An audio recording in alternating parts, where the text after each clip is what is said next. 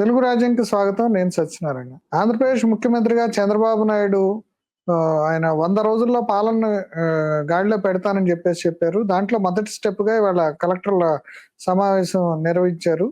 ఇప్పుడు ఆ కలెక్టర్ల సమావేశంలో ఇప్పుడు పరిపాలనలో ఎలా ముందుకెళ్ళాలి? ఇప్పుడు రాష్ట్రం ఉన్న పరిస్థితి ఏంటి? అట్లాగే గత ప్రభుత్వంలో ఏ రకమైన విధ్వంసం జరిగింది? ఇప్పుడు సివిల్ సర్వెంట్స్ అంటే కలెక్టర్లు గాని, ఎస్పీలు గాని వాళ్ళు ఏం చేయాలి? ఇవన్నిటి కూడా దిశానిర్దేశం చేస్తున్నారు. జనరల్‌గా చంద్రబాబు నాయుడు పరిపాలన అంటేనే ఇప్పుడు ఇట్లా అధికారులతో సుదీర్ఘమైన సమావేశాలు, వాటికి దిశానిర్దేశం చేయటం, లక్ష్యాలు నిర్దేశించుకోవటం ఇవన్నీ జరుగుతూ ఉంటాయి. ఇవాళ జరిగిన సమావేశంలో ఆయన ఏమేమి అంశాలు అధికారుల దృష్టికి తీసుకొచ్చారు, వాటి మీద వాటి యొక్క ఫలితాలు రేపు ఎలా ఉండబోతుంది, ఈ అంశాలన్నీ మనతో చర్చించడానికి సీనియర్ జర్నలిస్ట్ డానీ గారు మనతోటి ఉన్నారు. ఆయన అడిగి మరిన్ని వివరాలు తెలుసుకుందాం. నమస్తే అండి డానీ గారు. చంద్రబాబు నాయుడు కొత్తగా సీఎంగా అధికారంలోకి వచ్చిన తర్వాత ఆయన ఇప్పుడు ఇవాళ మొదటి కలెక్టర్ల సమావేశం నిర్వహిస్తున్నారు. అంటే మామూలుగా 100 రోజుల్లో పరిపాలన గాడిలో పెడతానని చెప్పారు. ఎందుకంటే ఇప్పటికీ ఆయన పరిపాలన మీద ఆయనకి గ్రిప్ రాలేదనేది ఒక విమర్శ ఉంది. కింద పాత హయాంకు సంబంధించిన అధికారులు కోఆపరేట్ చేయట్లేదు. అట్లాగే కొత్త వాళ్ళని తీసుకురావడానికి ఏమో వాళ్ళకి ఇక్కడ ఏం జరిగింది ఏంటి అనేది అర్థం కావట్లేదు. కాబట్టి ఇప్పుడు తను కొత్త టీం అనుకోవచ్చేమో. ఇప్పుడు ఈ వచ్చిన కొత్త టీం తోటి వాళ్ళ ఈ కలెక్టర్ల సమావేశం నిర్వహిస్తున్నారు. దీనికి సంబంధించి బ్రీఫ్ గా ఏం చెప్తారు? మొదటి విషయం అండి, ఎన్నికల ద్వారా మారేది కేవలం ప్రభుత్వ పార్టీయే గాని అధికార యంత్రాంగం కాదు. అధికార యంత్రాంగం అనేది స్టెబిలైజ్డ్ గానే ఉంటుంది, కాన్స్టెంట్ అంటాం దాన్ని, అది మార్పు ఉండదు. అయ్యా నేను ముఖ్యమంత్రిని, నా ప్రయారిటీస్ ఇవి, దీని ప్రకారం మీరు పనిచేయాలని ముఖ్యమంత్రి కాగానే ప్రతి ఒక్కరు కూడాను ఐఏఎస్ ఐపీఎస్ ఆఫీసర్ని పిలిపించి ఈ మాటే చెప్తారు.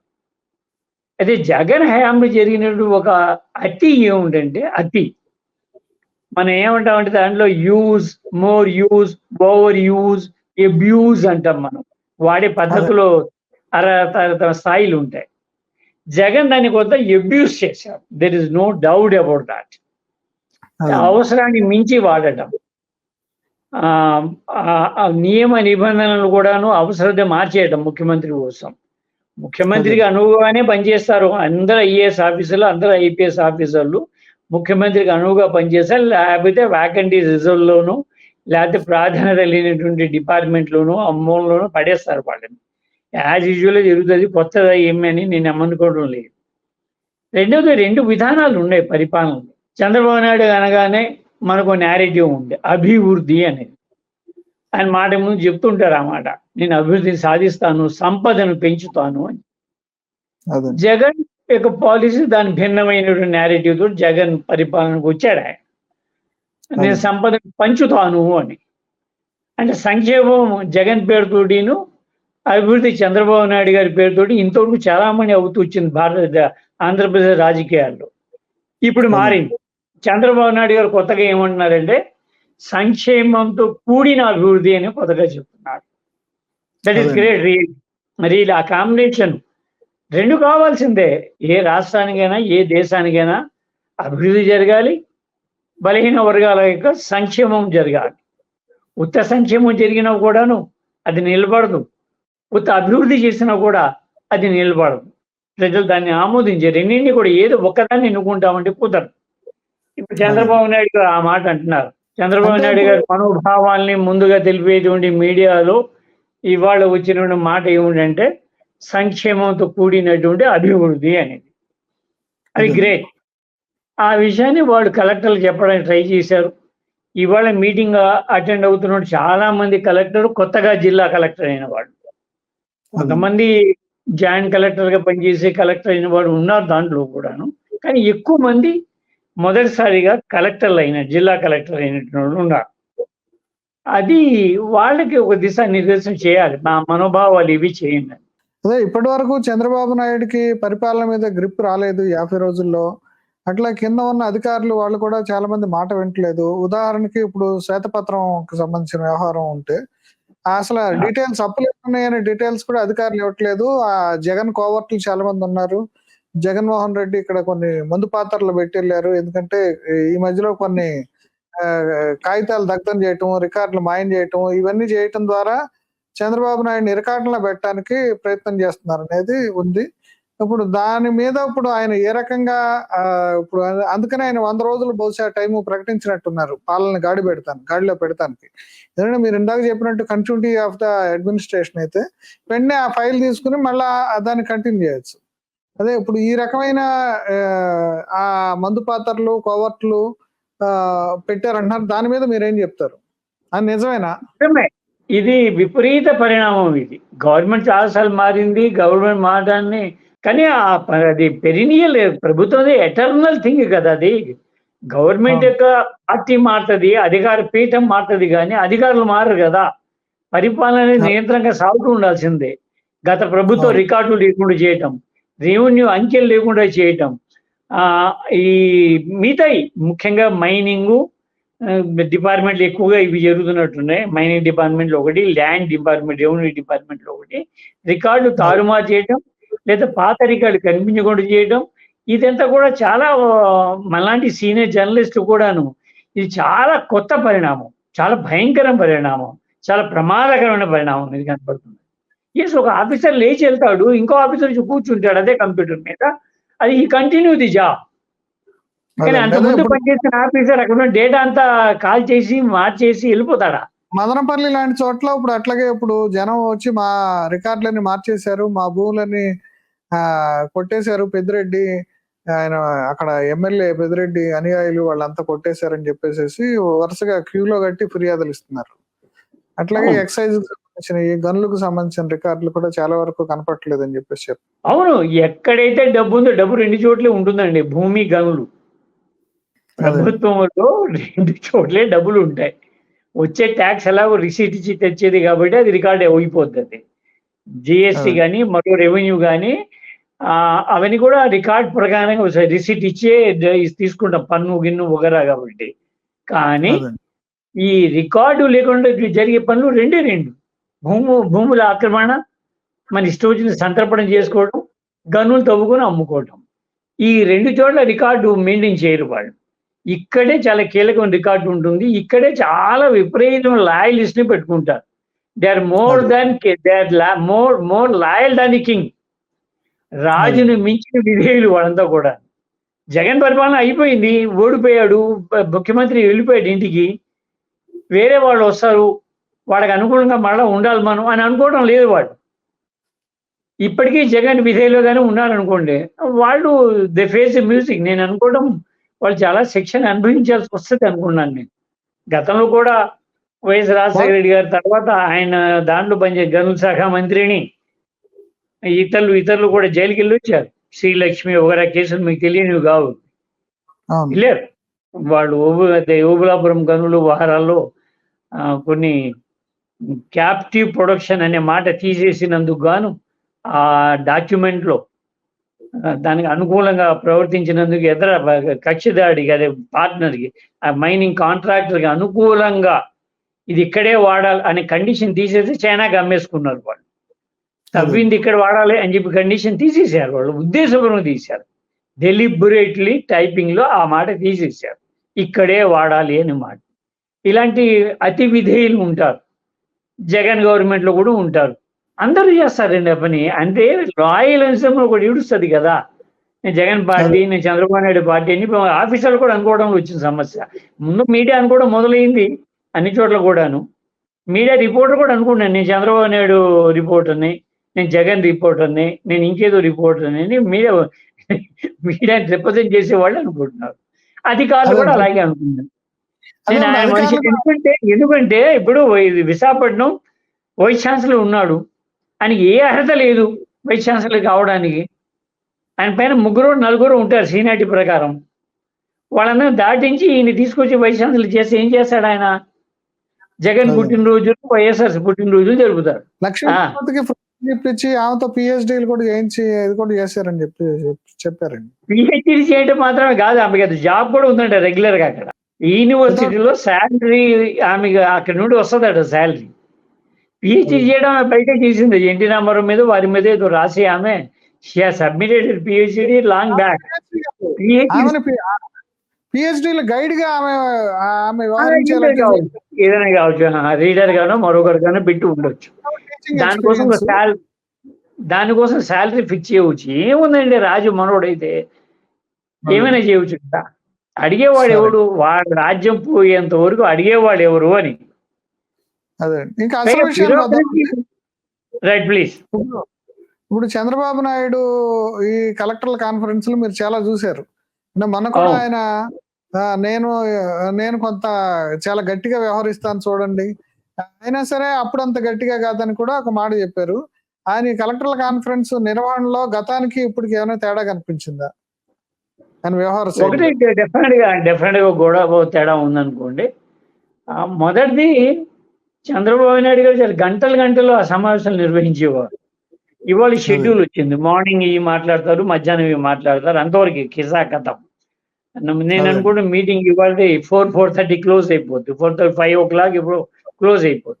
మంత్రులు ఎమ్మెల్యేలు చెప్పిన మాటలు కూడా మీరు వినాలి అని కలెక్టర్లకి ఆయన ఆదేశించారు. మంత్రులు ఎమ్మెల్యేలు చెబితే వినాలంటే అర్థం ఏమిటి? దానికి ఏ పరిధిలో వినాలి వాళ్ళు? చట్ట పరిధిలో వినాలా, చట్టం దాటి వినాలా, వాడి కోసం మోడిఫై చేయాలా? చట్టం తన పని తాను చేసుకుంటూ పోతుందంటే అది వేరే మాట. పివి నరసింహ గారు ఫేమస్ డైలాగ్. మంత్రులకు ఎమ్మెల్యేలు చెప్పినట్టు చేయాలంటే అర్థం ఏమిటి? దాని ఇన్ఫ్లుయెన్స్ ఏమిటి? ఆఫీసులు ఏం అర్థం చేసుకుంటారు? జగన్ ఓడిపోయిన తర్వాత, ఆ పార్టీ అధికారం కోల్పోయిన తర్వాత కూడా అక్కడున్న ఆఫీసర్లు, ఆ చిత్తూరు జిల్లాలో ఉన్న పొంగునూరు, మందనపల్లి వగైరా ఆఫీసర్లు ఆయనకు అనుకూలంగా పనిచేస్తున్నారు ఇప్పుడు కూడా. అది చాలా చాలా పెద్ద మాట అది. అదేనండి, అన్నమాటని వాళ్ళు ఏ రకంగా తీసుకుంటారంటారు అధికారులు గాని, మంత్రులు గాని, ఎమ్మెల్యేలు గాని? అంటే చట్టబద్ధమైన అనుకుంటారండి. ఒక ఎమ్మెల్యే వెళ్ళి రేపు మాట్లాడినప్పుడు పాటించాలి అనుకుంటారు. కేవలం సంక్షేమం మాత్రమే కాదు అభివృద్ధి, కేవలం అభివృద్ధి మాత్రమే కాదు, దాంతోపాటు సంక్షేమం లేదా అభివృద్ధి కూడిన సంక్షేమాన్ని దృష్టిలో పెట్టుకునే అభివృద్ధి అనే మాట గొప్ప మాటే. మనం దాన్ని ఇన్వైట్ చేయాలి. అధికారులు చేయాల్సింది సోషల్ మీడియాలో వచ్చే దుష్ప్రచారాన్ని తిప్పికొట్టాలి, మంచి ప్రచారం చేయాలన్నారు. ఇది మనకి గతంలో కూడా ఏదైనా పేపర్లో వార్త వస్తే దానికి రిజైండర్ ఇచ్చి దాన్ని క్లియరెన్స్ తెచ్చుకునేదాకా అధికారులు ఇబ్బంది పడేవాళ్ళు. అప్పుడు ఓన్లీ పత్రికలకే అది పరిమితమైంది. ఇప్పుడు వీళ్ళు సోషల్ మీడియాలో ఉండేదానికల్లా ఇప్పుడు మామూలుగా వాళ్ళ దాన్ని ఖండించటము, లేదంటే దాని మీద వివరణ ఇవ్వటం, ఇవన్నీ చేయాలంటే అసలు సాధ్యమవుతుంది అంటారు? ఎందుకంటే ఇవాళ ఉన్న సోషల్ మీడియా విస్తృతికి. ఏం కాదు, సోషల్ మీడియాని కంట్రోల్ చేయడం కోసము చాలా తొందరలోనే కేంద్ర ప్రభుత్వము ఇన్ఫ్లుయెన్సర్లని, మీడియా పర్సనాలిటీస్ని, ఇండిపెండెంట్ మీడియాని కంట్రోల్ చేయడం కోసం చట్టం తెస్తున్నది. ఎలాగో కేంద్రం ఒక చట్టం తెస్తున్నది కాబట్టి దాన్ని ఎలా వాడదామని కూడా వారు అనుకుంటూ ఉండవచ్చు. ఇక్కడ నుండి వాళ్ళు కేంద్రంలో ఒక చట్టం వస్తున్నది, దాని ముందే మీరు అలర్ట్ అవ్వండి. అంటే రేపు పొద్దున్నే అధికారుల పని ఏంటంటే తమ డిపార్ట్మెంట్ మీద ఏ స్టోరీ వచ్చింది, ఏ పేపర్ నుంచి చూడటము, ఆ వెంటనే ఆ స్టోరీకి ఏమో వాళ్ళే పిలిపించి మీడియా తోటి ఒక రిజైండర్ ఇవ్వడం, ఇది తప్పని చెప్పడం. ఇంతకుముందు ఈ పనులను కూడా సమాచార శాఖ కమిషనర్ కానీ ఆ మినిస్టర్ కానీ చేసేవారు. పొద్దున్నే ఎవ్రీడే మార్నింగ్ ఒక 15 నిమిషాలు సమాచార శాఖ కమిషనరు ఎవరో జాయింట్ డైరెక్టరు సీఎంతో మాట్లాడతారు, అదొక ప్రోటోకాల్ అది. అలాగే ఇంటెలిజెన్స్ ఐజీ కూడాను డైలీ 10-15 నిమిషాలు ఎవ్రీడే మార్నింగ్ పొలిటికల్ సిచ్యువేషన్ చెప్తారు ఒకళ్ళేమో లా అండ్ ఆర్డర్ సిచ్యువేషన్ చెప్తారు, ఇంకోటి మీడియా సిచ్యువేషన్. ఈ 15 నిమిషాలు సీఎం వీళ్ళు అందరికి కూడాను మార్నింగ్ ఇది ఒక ప్రోగ్రామ్ ఉంటుంది, తలో 15 నిమిషాలు. ఇది రిజైండర్ ఇమ్మని చెప్తారు వాళ్ళు. అధికారులు ఇప్పుడు ఆ పని చేయడంలో ఉంటారు. అక్కడికి ఆగుతారా? వాళ్ళ మీద కక్ష సాధింపుగా మారుతారా? ఆ ఫలానా రాసిన వాడిని కానీ ఆఫీస్ రాకుండా చేయండి అని చెప్పేసి ఆర్డర్లు ఇస్తారా? ఇవన్నీ కూడా ఒక స్థాయి. అది మోర్ యూజ్, అబ్యూజ్ అట్లా సాగుతుంది. అక్టోబర్ 1 నుంచి ఈ కొత్త విజన్ ఒకటి ఏదో ప్రవేశపెడతానని చెప్పేసి చెప్తున్నారు. చంద్రబాబు రావటం అంటేనే మనకి విజన్ 2020 తోటి ఆయన సంస్కరణలు ఇవన్నీ స్టార్ట్ అయినాయి.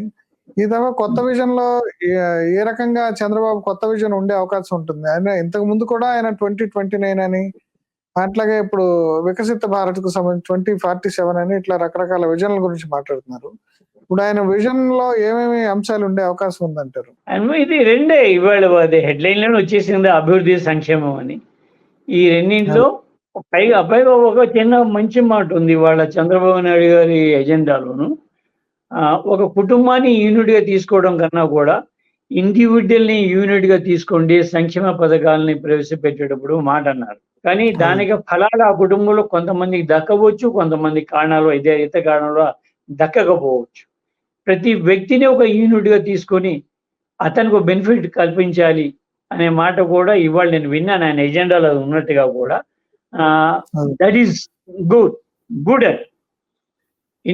ఇండిపెండెంట్ ఇండివిజువల్ గానే జరగాలి, మాస్ గా కాకుండా, గ్రూప్ గా కాకుండా ఇండివిజువల్స్ కూడా బెనిఫిట్ జరిగేటట్టుగా ఉండాలి. P4 అనేది ఒక మాట మాట్లాడుతున్నారండి. అంటే పబ్లిక్ ప్రైవేట్ తో పాటు అంటే ధనవంతులు ఎవరైతే ఉన్నారో వాళ్ళు కూడా పేదలకు సహాయం చేసేలాగా ఉండాలి అనేది P4 అనే ఒక ఎలిమెంట్ తీసుకొచ్చారు ఈ మధ్య కాలంలో. కొత్తగా వినే ఉంటారు మీరు. అంటే సిఎస్ఆర్ అనే మాట మన మొదటి నుండి ఉందండి. 1991లో న్యూ ఎకనామిక్ పాలసీ ప్రవేశపెట్టినప్పుడే సిఎస్ఆర్ వచ్చింది, కార్పొరేట్ సోషల్ రెస్పాన్సిబిలిటీ అనేది. అంటే పివి నరసింహారావు గారు అప్పుడు చెప్పినటువంటి సిద్ధాంతం ఏమిటంటే, ముందు మనం కార్పొరేట్లను ప్రోత్సహిస్తాము, వాళ్ళు డబ్బులు సంపాదిస్తారు, వాళ్ళు బలపడతారు, వాళ్ళు బలపడిన తర్వాత ఆ చుట్టుపక్కల ఉన్న పేదవాళ్ళ యొక్క బాధ్యతను కూడా వాళ్ళు తీసుకుంటారు. 1991 తర్వాత ఇప్పటి వరకు కార్పొరేట్ సెక్టార్ ఏ మేరకు రెస్పాన్సిబిలిటీ ఫీల్ అయింది? పొల్యూషన్ పెంచిందా? గనుల అవసరాన్ని మించి తవ్వేసిందా? ఈ లెక్కలు తీయాలి. అది ఎంతవరకు చేస్తారు? ఒక చిన్న స్కూల్ పెడతారు, అప్పుడప్పుడు ఆటల పోటీలు నిర్వహిస్తారు, రోడ్ల పక్కన కొన్ని చెట్లు నాటినట్టు నటిస్తారు, లోపల ఉన్న చెట్లను పీకేస్తారు, అడవుల్ని నరికేస్తారు, కొండల్నే తవ్వేస్తారు. కానీ సిఎస్ఆర్ పేరుతోటి వచ్చిన ఫంక్షన్స్ అవి జరుపుతుంటారు అప్పుడప్పుడు కూడా, సోషల్ రెస్పాన్సిబిలిటీ పేరుతో. అలా తూతూ మంత్రాలుగా జరగకుండా సీరియస్ గా జరిగేదైతే హ్యాపీ ఫీల్ అవ్వాల్సింది అందరూ కూడా. అలా జరుగుతున్నదా? ఇప్పుడు నిన్న మొన్న రోజు వస్తున్న వార్త ఏమిటి? కొన్ని కొండల్ని తవ్వేసి ఇంకో చోట డంప్ చేశారు అని. కార్పొరేట్లే కదా ఈ పని చేసి, మామూలు వాడు చేయలేడు కదా, సామాన్యుడు చేయలేడు. కార్పొరేట్ 1,00,000 టన్నుల చోట స్టాక్ యార్డ్ లో పెట్టాలండి, ఎవరు చేయాలి ఆ పనేది?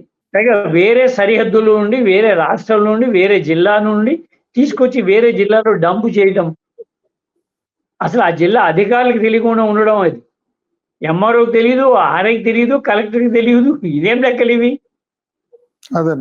ఈ చంద్రబాబు నాయుడు గారు వచ్చినప్పుడు 50 రోజుల్లోనే సరే కలెక్టర్లకి, ఆర్ఐలకి, ఎంఆర్ఓకి తెలియాలి కదా ఆ విషయాలు.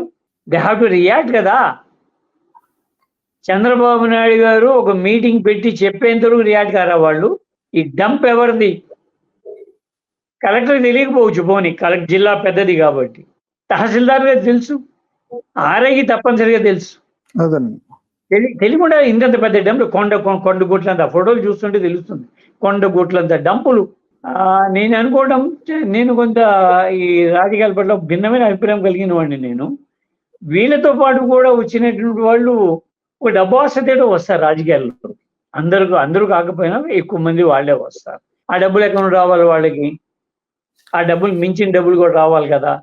సో వాళ్ళందరూ కూడా తప్పనిసరిగా ఈ గనుల్లో, ఇసుకలో, అడవుల్లో, కాంట్రాక్టుల్లో అన్ని కూడా చేరాలి. చేరకుండా ఆ డబ్బులు వెనక్కి తీసుకోలేరు వాళ్ళు. పైగా ఒక ఎన్నికల్లో ఖర్చు పెట్టిన డబ్బుకు ఆ డబ్బు వస్తే సరిపోదు, వచ్చే ఎన్నికలు ఓడిపోవచ్చు. ఆ తర్వాత ఎన్నికలు కూడా డబ్బులు కావాలి, అంటే డబల్ కావాలి. డబల్ వస్తే డబల్ మనీ ఒరిజినల్ వచ్చినట్టుగా, లాభం ఎక్కడిది? సో 3 folds to 4 folds రావాలి. మనం ఎన్ని చెప్పినా కూడా ఇది ఒక వాస్తవం కదా. డబ్బులు ఖర్చు పెట్టి వచ్చారు కదా, వాళ్ళు దేశ సేవ చేయడం కోసం రాలేదు కదా. Most of them. కొంతమంది అభిమానంతో వస్తారు, పార్టీ అభిమానంతో ప్రాణత్యాగాలు చేసేవాడు కూడా ఉంటారు, ప్రతి పార్టీలు కూడా ఉంటారు. We cannot deny them. కానీ ఎక్కువ మంది ఒక వ్యాపారంగానే వస్తారు. ఎన్నికల ముందు పార్టీలు మారేవారు, లేదా డబ్బులిచ్చి నేరుగా టికెట్లు కొనుక్కునేవారు. అందరికి తెలుసు మనకి అన్నీ కూడాను. ఇంత డొనేషన్ ఇస్తేనే టికెట్లు ఇస్తారు అనే మాట కూడా తెలుసు మనకి. పార్టీలో అదే ఇందాక లోపల ఉన్నవాడు డబ్బు ఇందాక P4 చెప్పండి. అన్న దాంట్లో పీపుల్స్ పార్టిసిపేషన్ అండి. అంటే పబ్లిక్, ప్రైవేటు భాగస్వామ్యం అనేది ఇంతకుముందు పీపీపీ అని మనం చూసాము. ఇప్పుడు ఆ లాస్ట్ పి యాడ్ చేసిన పి ఏంటంటే పీపుల్స్ పార్టిసిపేషన్. అంటే ఇంతకుముందు ఓకే. ఇప్పుడు అరెస్ట్ చేసిన తర్వాత పెద్ద ఎత్తున విదేశాల నుంచి చాలా మంది వచ్చారు. వాళ్ళు డబ్బులు ఖర్చు పెట్టుకుని ఇక్కడ ఓట్లేశారు. ఇక్కడ పార్టీకి మరి కొంత ఫండ్స్ ఇవ్వటం ఇవన్నీ కూడా ఇక్కడ అంటే గతంలో జన్మభూమి పథకం అనేది చంద్రబాబు నాయుడుకి ఒక బ్రాండ్ అండి. అంటే ఈ పీపుల్స్ పార్టిసిపేషన్ అనేది జన్మభూమి పథకానికి ఎక్స్టెన్షన్ అవుతుందంటారా? పేరు పెడతాలేండి తొందరలోనే పేరు కొత్తది బయటికి వస్తుంది, మనకు పేరు వస్తుంది. సంకల్ప అదే. సభలను, మరో సభలను ఇది పేరుతో వస్తుందిలేండి. పెద్ద గవర్నమెంట్ మారినప్పుడు పథకాలు పేరు బండి ఇదొకటే అండి. నాకు వారం రోజులుగా మైండ్లో తిరుగుతున్న మాట. ఇప్పుడు ఆ మధ్యన తమిళనాడులో స్టాలిన్ ముఖ్యమంత్రి అయినప్పుడు స్కూళ్ళకి పుస్తకాలు పంచేటువంటి ఆ సంచుల మీద జయలలిత ఫోటోలు ఏవో ఉన్నాయంట. అదే. ఎవరో వెళ్ళి అడిగారు, సార్ కొత్త పుస్తకాలు సంచులు ప్రింట్ చేయమంటారా? ఇది తీస్తే ఎందుకే దండగా మనది 50-60 కోట్ల రూపాయలు బొక్క, ఆ సంచిలోనే ఇచ్చేయండి, నేను ముఖ్యమంత్రిని వాళ్ళ తెలుసు కదా అన్నాడు. అలాంటి ముఖ్యమంత్రులుగా ఇప్పుడు ఆ జగన్ మైలు రాళ్ళు ఏవో అదే సర్వే రాళ్ళు చేయించినట్టున్నాడు. ఆ బొమ్మలు తీయించడానికి ఇప్పుడు కాంట్రాక్ట్ అంటున్నారు. రేపొద్దు ఇంకోటి వస్తాడు, వచ్చే ఎన్నికల్లో మార్పులు రావచ్చు, రాకూడదని ఏం లేదు కదా. ఎన్నికలు మళ్ళీ వాళ్ళకు 100 కోట్లు దీనికోసం ఖర్చు పెట్టడం. ఈ పద్ధతి పోవాలంటే ఒకే ఒక మార్గం. కేంద్ర ప్రభుత్వం అయినా సరే, రాష్ట్ర ప్రభుత్వం అయినా సరే, ఏ పథకం పెట్టినా సరే రాజముద్రే ఉండాలి, ఇండియా ముద్రే ఉండాలి. రాష్ట్ర ప్రభుత్వానికి మనకు ముద్ర ఉండదు కదా, కుంభ కలశం లాంటిది. ఆ ముద్రే ఉండాలి దేనికైనా సరే. అది చాలా బెస్ట్. అది వీళ్ళ పేరు పెట్టుకోవడం వల్ల అన్నా క్యాంటీన్ అంటే అదేదో టీడీపీ వాళ్ళు అనుకుంటారేమో అని జగన్ వచ్చే కానీ దాన్ని మూసేయటం. అన్న క్యాంటీన్ వల్ల ఉపయోగం ఉంది కదా జనానికి. There are some people without food on the roads, they get the food at lesser price, almost throwaway price కి దొరుకుతున్నది వాడికి. పాపం భోజనం దొరుకుతుంది 5 రూపాయలకి. అది ఆపేస్తారా? కేవలం టైటిల్ ఉందని. ఈ పనులు పోవాలంటే ఒకే ఒక మార్గం. రాష్ట్ర ప్రభుత్వం ఏ చట్టం తెచ్చినా, ఏ పత్రం ఇచ్చినా, ఏ కాగితం ఇచ్చినా ఎవరికైనా సరే రాజముద్ర ఉండాలి దాని మీద. అంటే మళ్ళీ పథకం వచ్చే అవకాశం ఉందంటారా మీ పాత ఎక్స్పీరియన్స్ బట్టి? చంద్రబాబు వచ్చాక ఆయనకి అట్లాంటి పథకాలు అంటే సరదా కాబట్టి. ఇప్పుడు పీపుల్స్ పథకం అండి, జన్మభూమి పెట్టకపోవచ్చండి. అంటే జన్మభూమి పథకంలో లాభాలు ఉన్నాయి, నష్టాలు ఉన్నాయి. ఓటాలని వైఎస్ రాజశేఖర్ తొలగించారు. సాచురేషన్ అనే మాట వాడి ఎంతమందికి అవసరం అంతమందికి ఇవ్వండి అని చెప్పి పద్ధతిని రాజశేఖర రెడ్డి గారు తీసుకొచ్చారు. జన్మభూమిలో ఏముండేదంటే ఆ టైంలో ఆ గ్రామంలో 50 పెన్షన్లు ఇవ్వాలి. ఎవరికి ఇవ్వాలి 50 పెన్షన్ అనేది జన్మభూమి కమిటీ నిర్ణయించేది. అవసరం ఉన్న వాళ్ళందరికి ఇవ్వాలి కదా, ఆదాయం లేని వాళ్ళకి ఇవ్వాలి, వృద్ధులు అందరికి కూడా ఇవ్వాలి.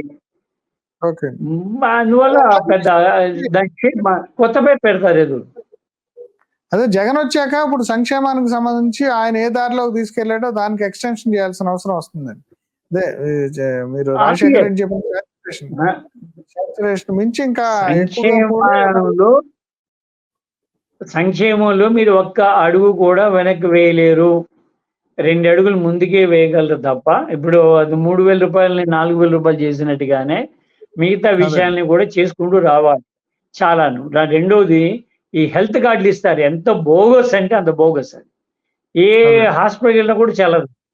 ఎందుకంటే ఆ డబ్బు ఆ మెజర్మెంట్ లేదు మన దగ్గర, బ్యారోమీటర్ లేదు, కొలమానం లేదు. ఈ ఆరోగ్యశ్రీ చర్చ జరుగుతుందండి ఇప్పుడు రాష్ట్రంలో. జరగాలి కాదండి. ప్రభుత్వం ఇంత యంత్రాంగం పనిచేసినప్పుడు రోజుకి ఎంత ఖర్చు అవుతుందో ప్రభుత్వం తెలియకపోతే ఎట్లాగా? ఎంతమంది ఇవాళ ఆరోగ్యశ్రీ కార్డు వాడారు, ఎంత మన ఖర్చు వచ్చింది, నెలకు ఎంత అయింది, ఆ నెల ఆఖరిని బడ్జెట్లు ఇవ్వాలి కదా. ఇవ్వరు. 6 నెలలు 5 నెలలు అయిన తర్వాత వాళ్ళేమో ఇక్కడ ఆరోగ్యశ్రీ కార్డు చల్లవని బోర్డు పెడతారు వాళ్ళు.